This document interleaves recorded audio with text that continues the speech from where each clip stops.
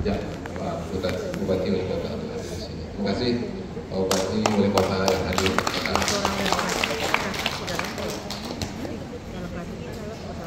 Selanjutnya yang kami hormati jajaran pemerintah Provinsi Sumatera Barat, hadir banyak, kalau OPD juga banyak hadir, Pak Bud hadir sekarang ini, karena memang juga kita harapkan OPD-OPD dalam kegiatan-kegiatan nantinya bisa langsung berinteraksi dan juga bisa menyampaikan juga banyak hal yang sekaitan dengan Sumatera Barat dalam bidangnya masing-masing. Nah, dan insya Allah tadi dari kepengurusan yang dilantik, ya, itu juga investasi, budaya dan lainnya, sehingga ini akan bisa kita bangun link and match dalam rangka untuk membangun ranah dan rantau.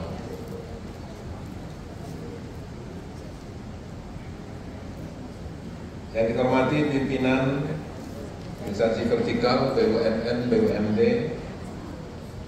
pimpinan organisasi sosial kemasyarakatan di Provinsi Sumatera Barat yang hadir pada hari ini, dan teristimewa yang kami hormati ini Mama Alim Ulama Sajak Pandai Ibu Bunda Kampung, dan terkhusus kepada yang kami hormati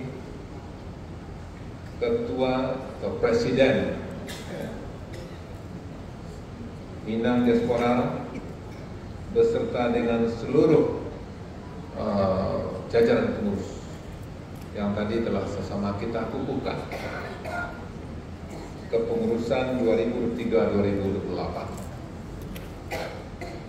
Dan alhamdulillah kami senang sekali karena banyak perantau-perantau hebat Minang yang hadir pada hari ini, yang memiliki kompetensi keilmuan dengan profesornya, dan kemudian juga dengan peran-peran yang selama ini dilakukan di rantau ataupun juga membangun hubungan dengan rakyat.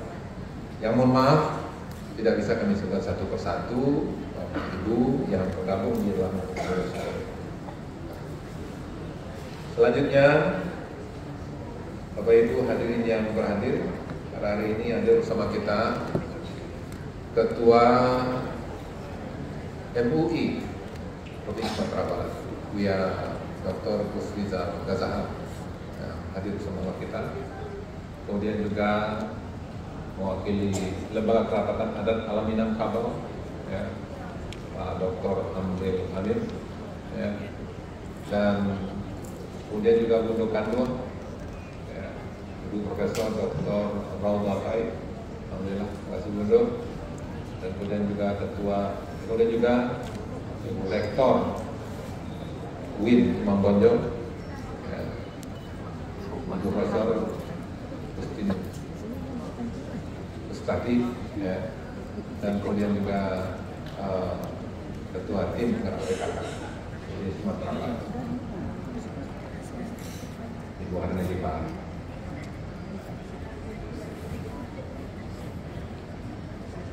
Bapak Ibu hadirin berhadir, Waso Indonesia, Seminang, Pak. Seminang, Pak. Minang Diaspora, Pak. Bapak Ibu, tokoh-tokoh sadonya yang hadir pada kesempatan ini, pertama sekali punya syukur sama-sama kita berikan kepada Allah SWT atas limpahan rahmat dan karunia-Nya untuk kita bersama. Selalu beri salam buat yang besar kita Rasulullah Muhammad SAW. Bapak Ibu hadirin undangan yang Ambo hormati, mengawali sambutan Ambo pada kesempatan kini, Ambo menyampaikan selamat datang kepada seluruh rombongan dari perantau-perantau Minang dari banyak negara. Tadi informasikan 25 negara, dan kemudian juga dari seluruh provinsi di Sumatera Barat.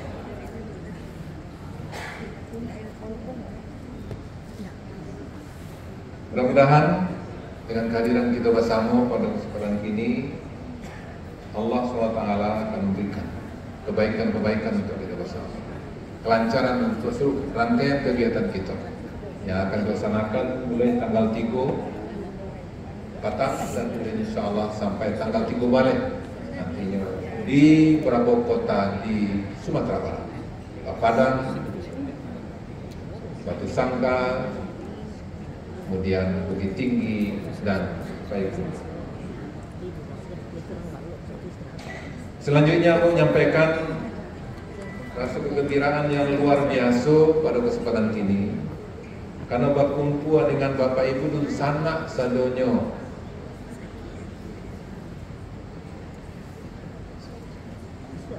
tokoh-tokoh hebat perantau Minang di mancanegara yang memiliki kiprah dalam banyak bidang, dalam banyak kompetensi di rantau. Alhamdulillah dalam beberapa hari kini dan untuk selanjutnya berkumpul di ranah Minang Sumatera Barat, ranah falsafah adat bahasa di syarat bahasa di kitabullah, syarat mengatur adat memakai. Dan perlu Bapak Ibu ketahui bahasanya falsafah adat bahasa di syarat bahasa di kitabullah itu Allah ditetapkan dalam satu undang-undang, yaitu Undang-Undang Nomor 7 Balik Tahun 2022. Dalam undang-undang disebutkan dijalehan bahasanya adat bahasa di syarat bahasa di kitabullah, adat salingkan nagari adalah karakter dan kearifan lokal masyarakat Sumatera Barat yang menjadi pedoman dalam gerak langkah pembangunan di Sumatera Barat. Jadi kalau dulu barangkali falsafah itu baru sampai kepada perda, tapi alhamdulillah semenjak tahun 2022 yang lalu, maka falsafah adat bahasa di syarat bahasa di kitabullah itu telah dinyatakan oleh negara, oleh pemerintah Republik Indonesia, bahwasanya falsafah tersebut menjadi acuan dan di karakter bagi masyarakat Sumatera Barat. Maka sebab itu kita berharap di masa itu masyarakat Minang Barado, maka falsafah itu juga menjadi karakter dari seluruh masyarakat Minang, baik di ranah ataupun juga di rantau.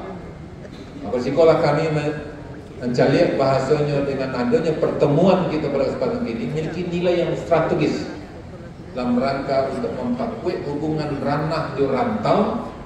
Dalam salah satunya adalah dalam rangka nilai APS-SBK itu menjadi karakter bagi masyarakat Minang di masa Jawa Barat.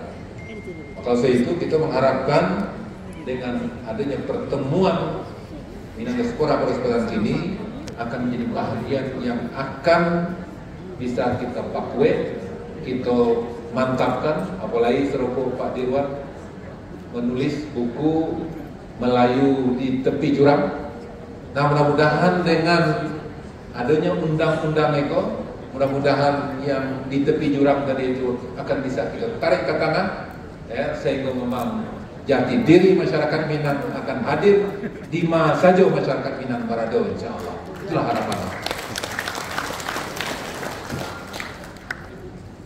Dulu Polonia, kini Kuala Namu. Bandara baru kini dibuka. Kami senang bisa bertemu. Kesempatan bertemu sangatlah langka. Dan adonila cukuplah gurami. Boleh juga si ikan sasau. Ibu tahu ikan sasau? Ya, ikan sasau itu ada di Danau Singkar.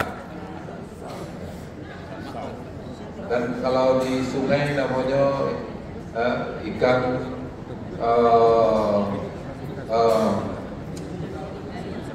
gariang, gitu. Nah, jadi kalau di Singkara namanya ikan sasau. Kalau bisa nanti perlu menikmati bab panging sasau.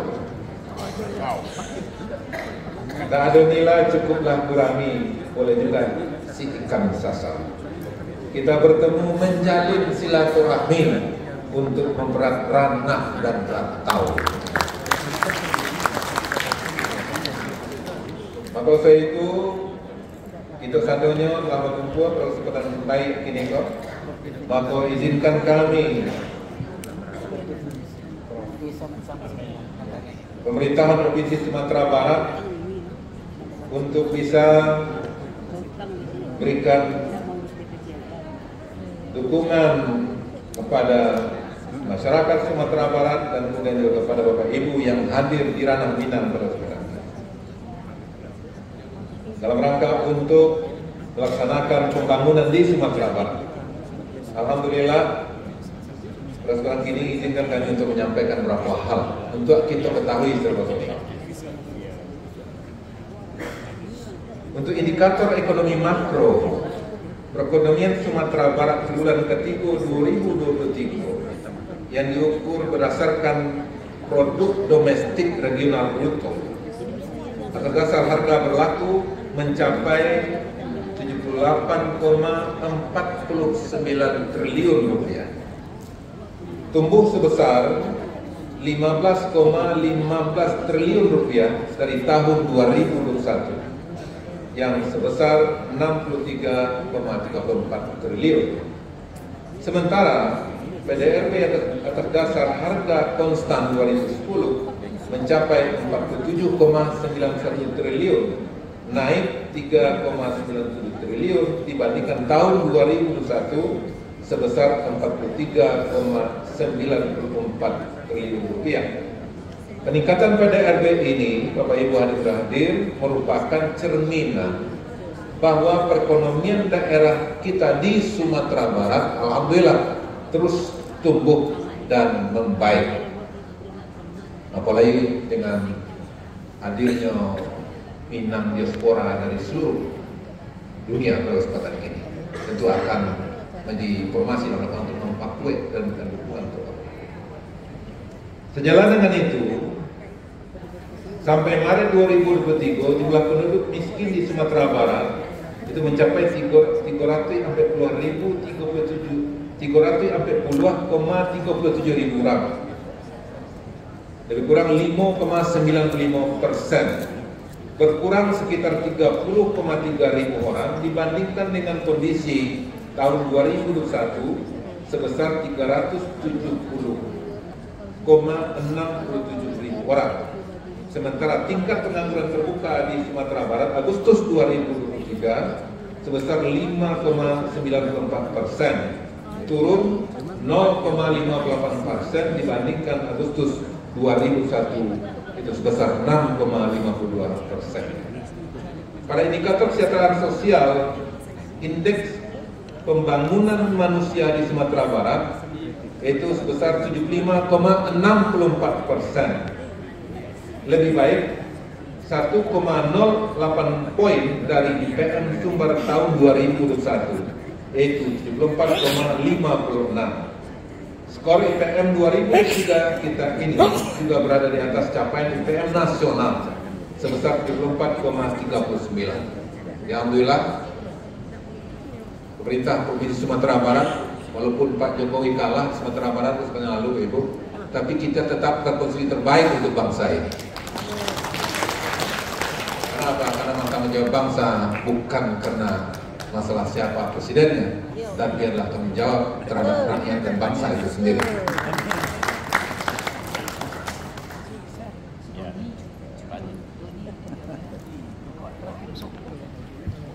Pada indikator kesejahteraan sosial yang sama dengan IPM meningkat. Selanjutnya pada indeks desa membangun, nilai rata-rata IDM 2023 ada sebesar 0,7514 dengan status maju.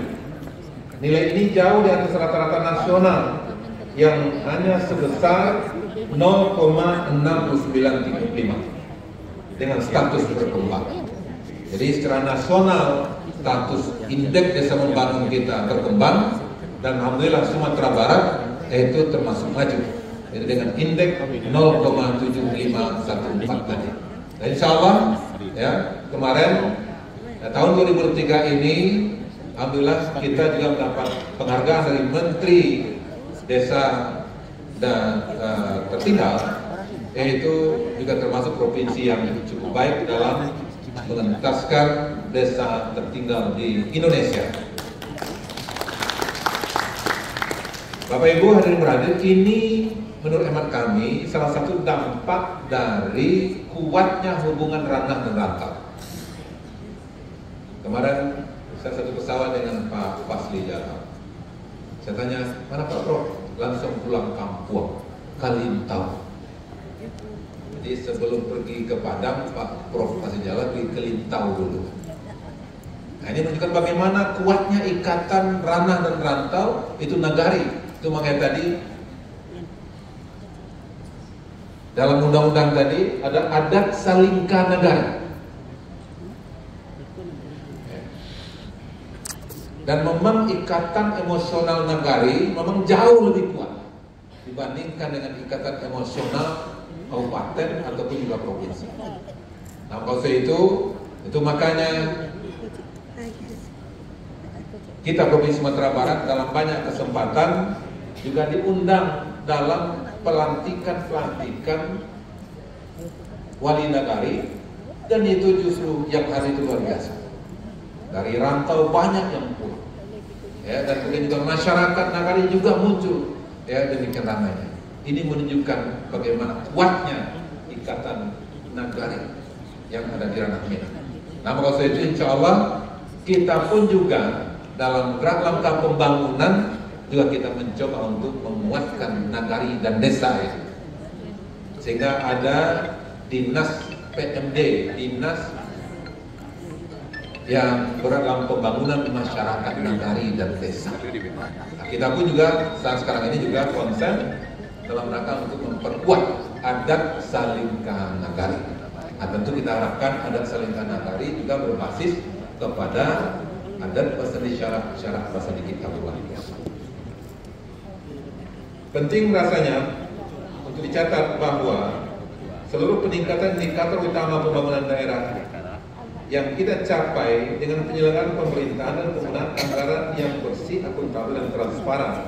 Ini dibuktikan opini WTP dari BPKRI Sumatera Barat telah mencapai yang ke-11 kali. Dan demikian juga beberapa kabupaten kota di Sumatera Barat juga sudah ada yang belasan kali. Artinya apa? Artinya dalam penyelenggaraan pemerintahan di Sumatera Barat, kabupaten kota dan kemudian juga di provinsi, alhamdulillah, mudah-mudahan ke depan akan lebih baik lagi. Juga perlu kami sampaikan dan perlu digarisbawahi secara bersama-sama bahwa capaian-capaian yang kita torehkan di tengah kondisi keuangan daerah yang sangat terbatas, baik disebabkan oleh pandemi COVID-19 yang lalu maupun atas tekanan ekonomi global, dipengaruhi oleh ketegangan politik internasional, dan kemudian juga prioritas-prioritas yang dilakukan oleh pemerintah Republik Indonesia pada saat sekarang ini, bahwasanya transfer ke daerah itu berkurang dan juga kadang-kadang terlambat. Nah, berkurang itu makanya tahun 2023 ini kita merencanakan pendapatan kita di Sumatera Barat itu sekian ratus miliar, tapi dalam kenyataannya tidak tercapai. Kenapa? Karena memang transfer dari pusat itu ke daerah tidak seperti lancar seperti biasa, bahkan cenderung menurun. Nah, ini menunjukkan kepada kita bahwasanya ya, penguatan ekonomi dalam negeri pun juga melemah karena juga prioritas-prioritas yang dimiliki oleh pusat, sehingga berefek kepada transfer di daerah. Dan bahkan sekarang ini yaitu kas dana yang sudah dialokasikan ke daerah tidak semata-mata langsung diturunkan ke daerah, tapi secara bertahap. Dana itu disimpan dulu di Bank Indonesia, sehingga itu makanya target pendapatan kita tidak sesuai dengan apa yang kita rencanakan berangkat pada tahun sebelumnya. Kenapa? Karena memang dan pemanfaatan dari uang yang ada dari pusat tersebut itu tidak langsung daerah, tapi masih tetap di pusat, ada di kas pusat. Itu ada di Bank Indonesia. Itu makanya peningkatan pendapatan kita tidak sesuai dengan apa yang direncanakan. Nah, maka itulah kami menganggap, kami memahami betul bagaimana peran daripada perantau dalam rangka untuk berkontribusi dalam rangka untuk penguatan keuangan di daerah.